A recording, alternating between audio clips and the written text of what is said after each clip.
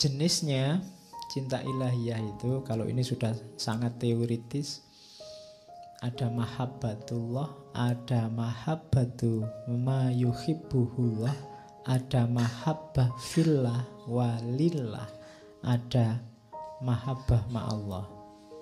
Yang nomor 1, 2, 3 itu yang terpuji, yang terakhir yang tidak boleh. Kalau dalam agama itu nanti namanya musyrik. Mahabbah ma'allah. Kalau mahabbatullah itu cinta pada Allah. Semua yang dijelaskan di depan tadi itulah cinta pada Allah. Termasuk cinta pada Allah adalah mahabbatu ma yuhibbuhullah. Mencintai apapun atau siapapun yang dicintai Allah, itu termasuk cinta juga pada Allah. Allah cinta kebaikan, kamu cinta kebaikan. Allah sangat mencintai Rasulullah, kamu cinta Rasulullah. Allah mencintai apapun dan siapapun, kamu juga mencintainya. Itu namanya mahabbatu ma yuhibbuhullah. Itu juga termasuk kecintaan pada Allah. Ada lagi yang ketiga, mahabbah fillah walillah.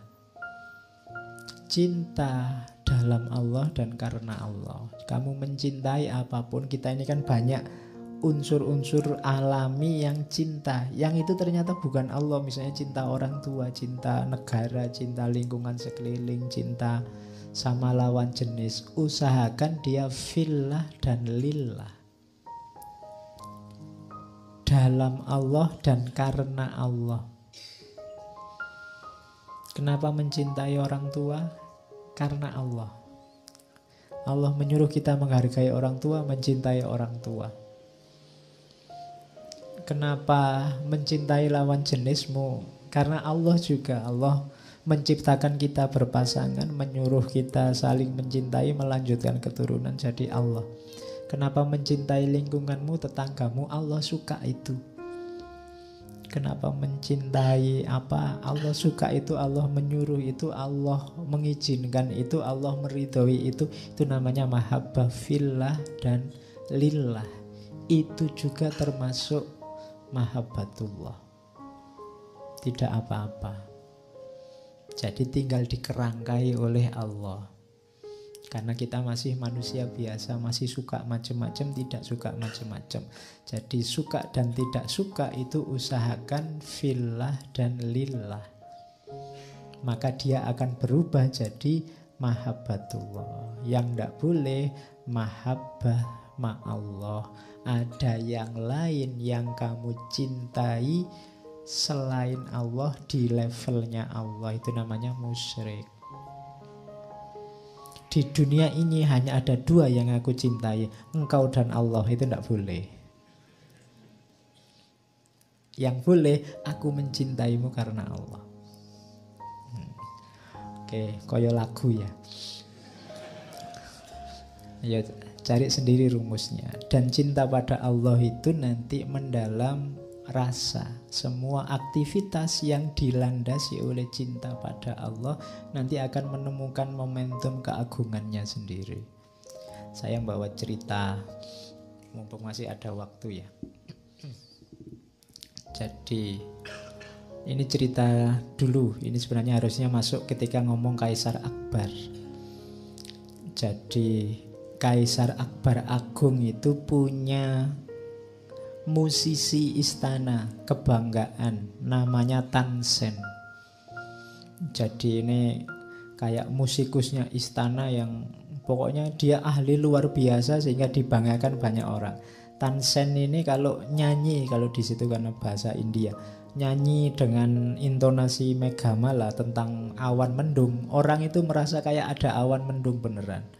Kalau nyanyi tentang angin, tentang hujan, merasanya kayak dinginnya kayak hujan. Nyanyi tentang nagaswara, tentang ular, itu rasanya kayak banyak ular di sekelilingnya. Itu saking pinternya Tan Sen. Jadi orang kagum semua sama Tan Sen, dibanggakan semua orang. Tapi satu ketika Kaisar ini mendengar musik, ahli musik tidak terlalu terkenal, tapi sufi namanya Haridasa. Ini dia pengembara. Padahal musiknya nadanya biasa-biasa, tapi setiap yang mendengar tersentuh. Kaisar tanya sama Tansen, musikus kebanggaannya ini, kenapa ya lagunya Haridasa itu kok lebih menarik, jauh lebih menarik dari semua lagu yang kamu nyanyikan. Padahal nadanya biasa, isinya biasa. Tansen menjawab, jawabnya jujur.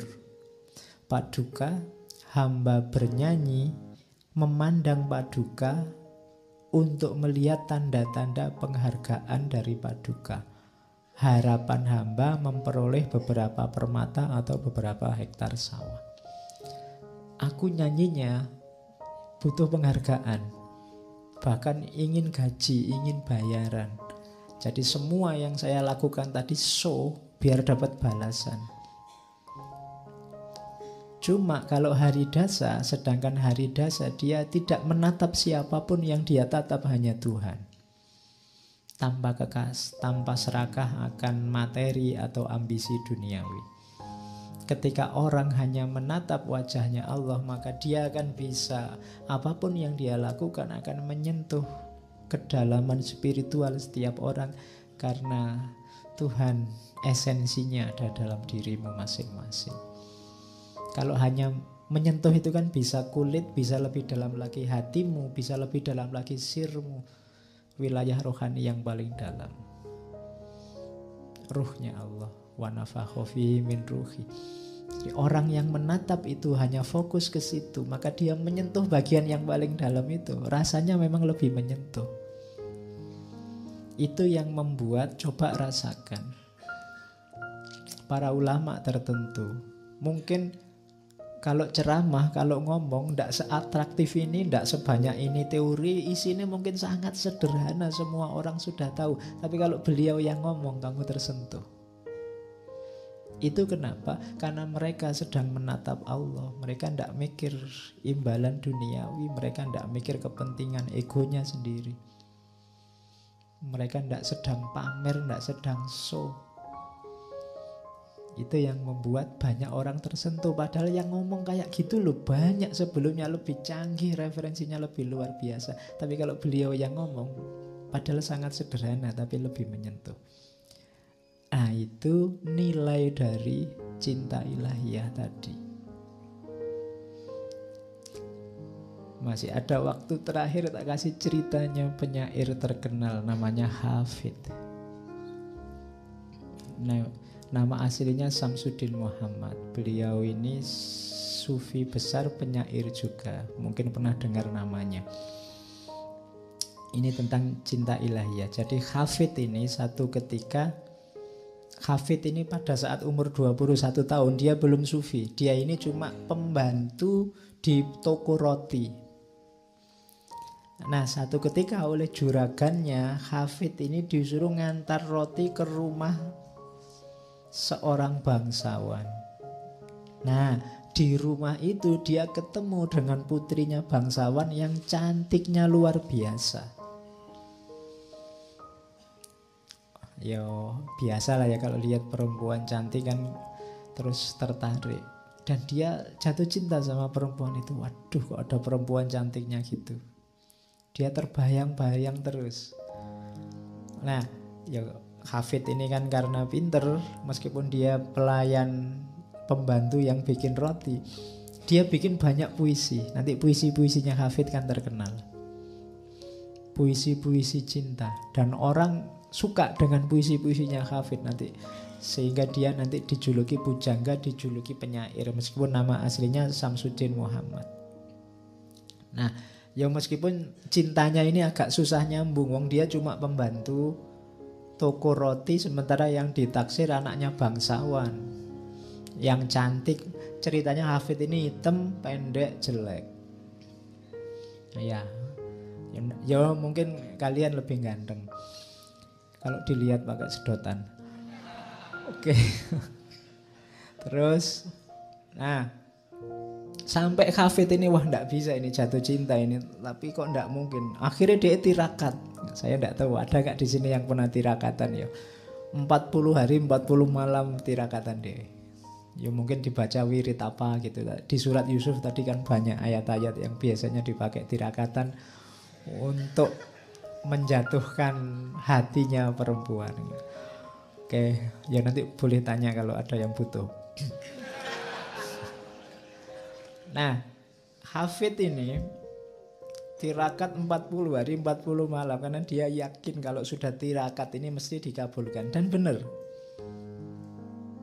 di malam ke-40 malaikat datang ke hadapan hafid. Malaikat ini siap, kamu ingin apa saja aku kabulkan. Termasuk kalau hanya sekedar membuat perempuan itu jatuh cinta padamu. Tapi hafid ini terpesona oleh kehadiran malaikat ini. Betapa indahnya malaikat ini. Kalau utusannya saja seindah ini, apalagi yang mengutus. Jadi kehadiran malaikat membuat hafid lupa dengan misinya. Jadi waktu malaikatnya tanya, Hafid kamu butuh apa? Apa yang kamu inginkan? Hafid bilang, aku ingin Tuhan. Aku ingin Allah. Tidak jadi ingin perempuan. Akhirnya oleh malaikat, ya Jibril saat itu yang datang, Hafid ditunjukkan datanglah ke guru sufi di Siraj, namanya Muhammad Attor. Guru sufi ini pekerjaannya tukang membuat parfum, dan nanti belajar dari guru itu nanti Hafid jadi sufi besar. Jadi cinta pada dunia, cinta pada perempuan, jatuh cinta pada lawan jenis yang kalau ditarik lebih jauh, kalau dasarnya memang tadi kecantikan, Allah lah yang paling cantik. Melihat malaikatnya saja Hafid terpesona. Maka Hafid bilang, kalau begitu saya revisi permohonannya. Ya, ndak tanggung-tanggung sekarang aku jatuh cinta sama Allah, aku minta Allah. Dan oleh Jibril diarahkan, oke kalau gitu datangi guru sufi ini, bergurulah ke beliau. Jadilah nanti Hafid sufi besar.